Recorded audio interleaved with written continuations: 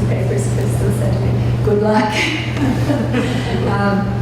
Anyway, I was fascinated to learn more about the Understanding Canada program and its history from Crystal and Smara.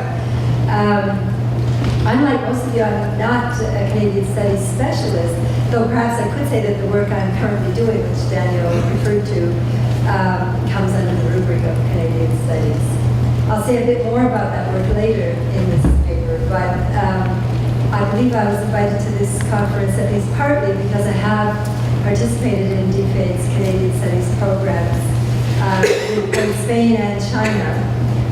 So I'll talk a little about those experiences and then about my current work, and I'll interweave my response to Crystal and Sarah while I do that. In all of my examples from my own work and experience, I'll focus on the constraints and possibilities of different kinds of research findings. Something that I think both Crystal and Sarah raised was the idea that there are both constraints and possibilities. I was deeply disappointed when the Understanding Canada program was cancelled. I guess I should watch the time. As my experiences with it had all been overwhelmingly positive. However, as I was not the main applicant on any of the grants, since it had to be someone in the other country who applied, until reading Crystal and Samara's papers, I wasn't completely aware of the orientation of the program, either prior to or post 2008, or of the change in policies that year, or the details of how the funding for the projects I was involved in was obtained, since I wasn't the one really involved in doing the applying. I just knew it was Canadian Studies funding and that I was invited to do all these exciting and interesting things. So I'll begin by saying a little more about my experiences, what I think we gained from them, how I experienced the constraints imposed by the program's orientation.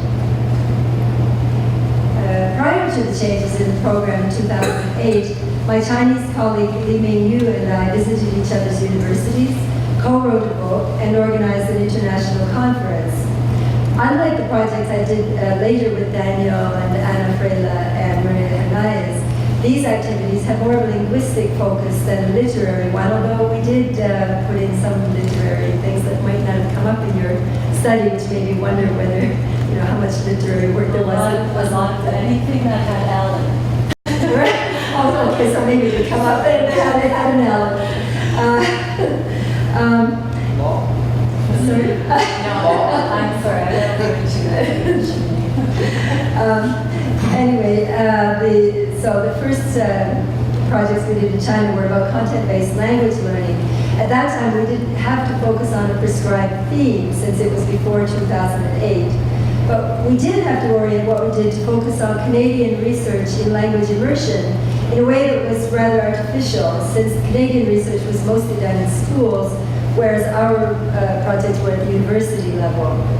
So, perhaps oddly, we were more constrained, I think, before the reorientation of the program than after. I was also told by someone from the Canadian Embassy in Beijing at the time that it was all about branding Canada. So this was prior to Understanding Canada. I was a bit shocked by that at the time, since I still thought of scholarly work as having intrinsic value and as somehow being separate from other kinds of concerns. Now I'm amazed to realize that only 10 years ago I still believed that. However, perhaps the Canadian Embassy was also somewhat naive to think that a few scholars, or even a lot of scholars, could really have much impact on branding Canada. At one of the guest lectures I gave during my 4 months at Jiao Tong University in Shanghai, I was on the podium with former Premier of Manitoba, Howard Pawley. Our topic was language policy.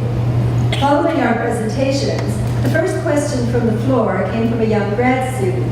Her question to Mr. Pawley was, so this is following a talk about language policy, how can an advanced country like Canada permit the barbaric and primitive seal hunt to continue? So much for our informed and earnest discussion of language policy in Canada.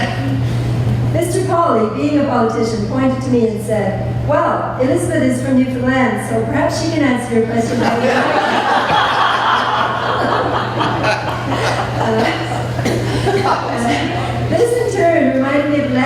received long before that from someone in France in the 1970s, who wrote that all he knew about Canada was, quote, well, I'm translating, quote, Margaret Trudeau and the baby seals. We get branded in ways that seem to be entirely beyond our control. However, as Crystal pointed out, the ultimate purpose of the branding was an economic one, and now I'm going to quote Crystal, the program had a record of return not only in terms of knowledge, but also of finance, its budget earning revenues 3 times expenditures. As Crystal described, the reoriented program from 2008 onwards, presumably still about branding Canada and an economic return, outlined themes described as, quote, directly related to the mission's strategic priorities in the region, along with the 5 priority themes.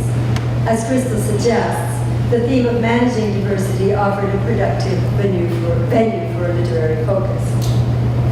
So in Spain, where our projects were literary very explicitly, we oriented our application towards diversity, and I seem to remember the environment, but diversity was the title.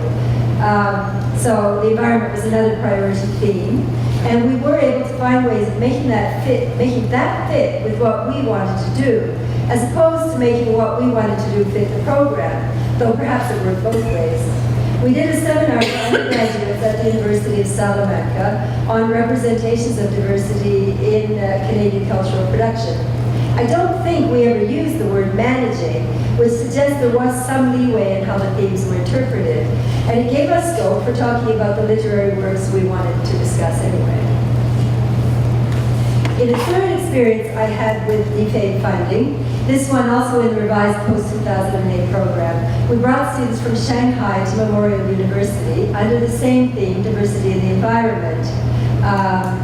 Here I'm quite sure we did not use the word managing or energy, because it was environment, energy. I suppose we were still branding Canada though, in the sense that the students came here, got to know us, and had a good time. They went tobogganing and snowshoeing. They navigated a ship using an extraordinary and almost unique simulator. They learned a lot about food security and the cod moratorium, drank Tim Hortons hot chocolate, ate moose and seal sausage, and stayed with local families. I believe they really did learn quite a lot about diversity in the environment as well. The only one of my experiences with understanding Canada that was literary was the one at the University of Salamanca with Daniel, Anna, Emery, and Anais. There too, I think that despite the constraints of the program, approximately 100 undergraduates were exposed, is that right, Anna? I think over that, 150. About 150 undergraduates were exposed to exciting new ideas. I remember, and again, and correct me if I haven't got this quite right, I remember being both disturbed and moved when one of them told Anna that it was the first time she really felt as though she was at a university. Do you remember that? Yeah, and this is from a second-year student, I think, at one of Spain's and perhaps Europe's most famous universities. We may have been branded Canada, but we were also having a real, sustained, and challenging conversation about ideas and about literature and film. So, as Crystal told us, Jeanette Den Toonder and Bettina Van Hoven, writing about said that the focus on diversity and the environment, along with our own interdisciplinary connections, English education, Aboriginal studies, brought a new dimension to the study of Canada, I think. Den Toonder and Van Hoven also commented, so I'm just borrowing from Crystal's paper here, on the inclusion of both English and French-speaking scholars and the richness that can be found in this multitude of perspectives and approaches to exploring Canadian space. The idea of richness to be found, despite the constraints of the funding source, is exciting, and I think this insight is accurate, or at least reflects my own experiences with understanding Canada and its preceding earlier program. However, I'm troubled by the phrase, both English and French-speaking scholars. Why, nationally or internationally, is it limited to English and French? I would have thought that translation could open the possibility of work in other languages, and also that Canadian Indigenous languages might be included as well. Inuktitut is an official language in Nunavut, and there are people writing in other indigenous languages as well, yet they seem to be invisible here. It's as if writing and literary production only really exists if it's in a colonizing language. Here are two examples of what I mean. One from Inuit cinema and one from my own work with Innu writer Elizabeth Panashaway, which I referred to earlier. I think these examples may suggest one kind of answer to Smatterow's challenge to consider new kinds of networks, affiliations, and research styles. I hope this might generate discussion of other possibilities. I'm just talking about what I know, but I hope it's the beginning of lots of other discussion. Paul Lapak Angelier of Ignulik Isuma Productions discussed funding for the film Atanarua, The Fast Runner, in an interview with anthropologist Nancy Wackwick. So, this is quoting from the interview. Nancy. So let me get this straight. It was written out on paper from tapes of the elders speaking in Inuktitut, then turned into an English story, then turned into an Inuktitut script, and then turned into an English script. Paul. Yes, that is the system we had to use in order to get the money. Because talking about constraints, Canada Council and other places where we could apply for money, they don't read Inuktitut. We had a similar experience in the work Elizabeth Panashaway and I are doing. We've been working together for several years, translating Elizabeth's stories and essays from Yeoman into English and French, and editing both the originals and the translations for publications. We do have shared funding, but it was a challenge to get it. One problem was to get the funding, we must write in English or French, but not in Yeoman. Elizabeth writes only in Yeoman. Despite the fact that Aboriginal research is a priority area for sure, Indigenous knowledge holders cannot apply for funding if they're not affiliated with the university, and applications cannot be submitted in any Indigenous language. This is clearly a constraint, perhaps a much more challenging one, at least for some Indigenous writers, than any imposed by DFATE.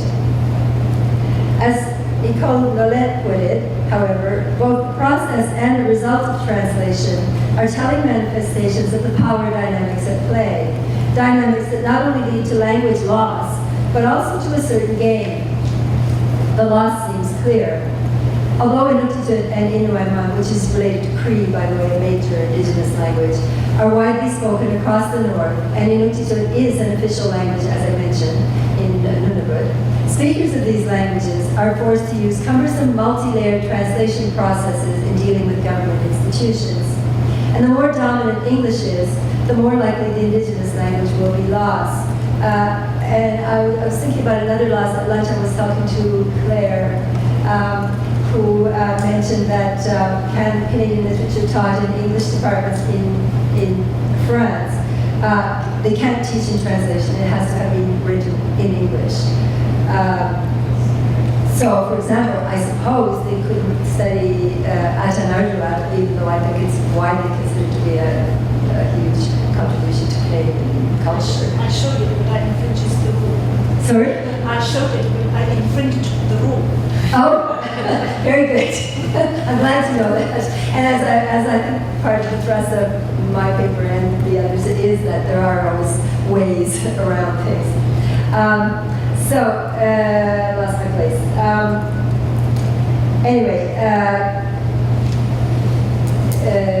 Okay, so what gain might there be in translating back? So that's, so the loss that Nolet refers to is kind of obvious, but what gain might there be in translating back and forth, in endless explaining, in trying to live simultaneously in two worlds, or perhaps sometimes multiple worlds?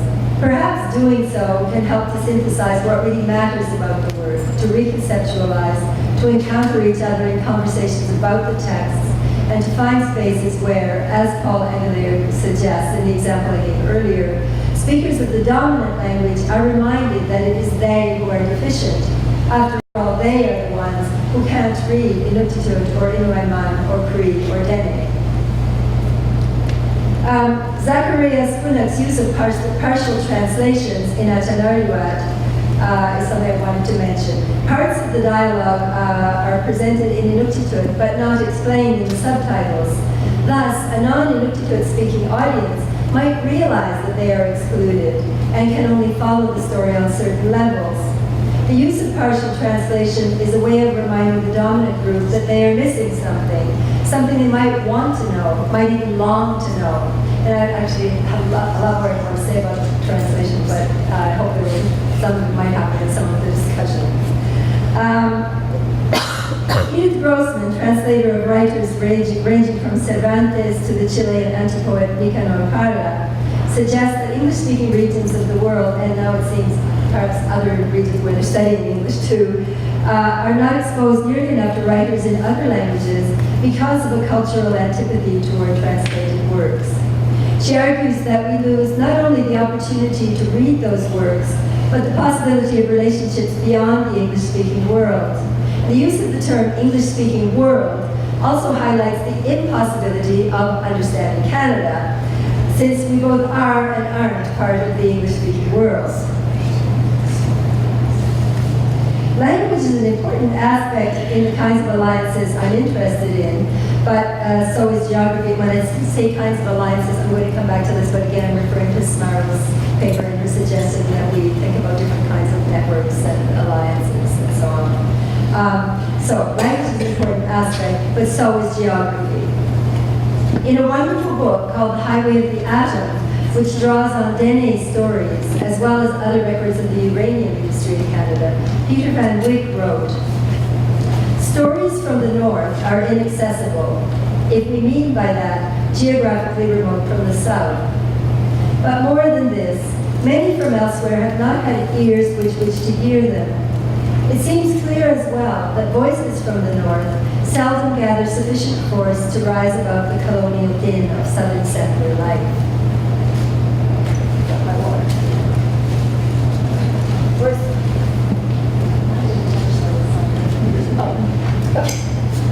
Oh, thank you.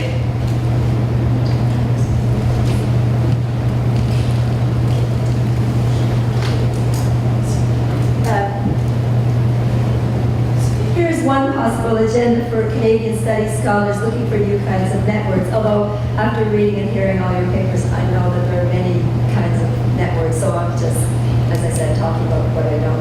But still, I think something to think about. How can voices from the north gather sufficient force?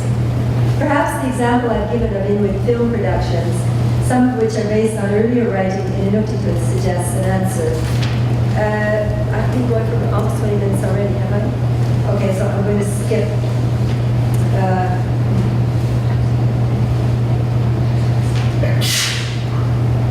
Don't know, maybe I'm going to skip a couple of pages. I'm wondering what the networks might be. Are some of you already involved in such networks? I know you are, but I'd like to hear more about them. Indigenous, Northern, Pacific Rim, Americas, Anglophone, Francophone, Caribbean, diaspora, various diasporas, particularly Black Atlantic and those kind of diasporas, which were very useful this morning, I thought. There is some funding for this kind of work. For example, a SSHRC priority area, as I mentioned, is Aboriginal research. However, SSHRC is mainly a source of funding for Canadian researchers. What other sources are there for researchers from other countries, and should, as Smarrow asked, and I'm sorry I skipped over a little bit of my response to Smarrow because it came towards the end, but I felt bad about that, but I guess we'll come back to it in discussion. But I hope, Smarrow, that you did find yourself here in some of the questions you raised. What sources are there for researchers from other countries, and should the Canadian government be a key one? Again, as Crystal showed, in economic terms, the answer might be yes. I'm aware of some other sources, such as the International University of the Arctic for work about northern or indigenous research. But what other sources are there, and what can be developed for such fluid and mobile global networks? I'm very much looking forward to the discussions of this weekend as we consider where to go now and perhaps begin to conceptualize new kinds of networks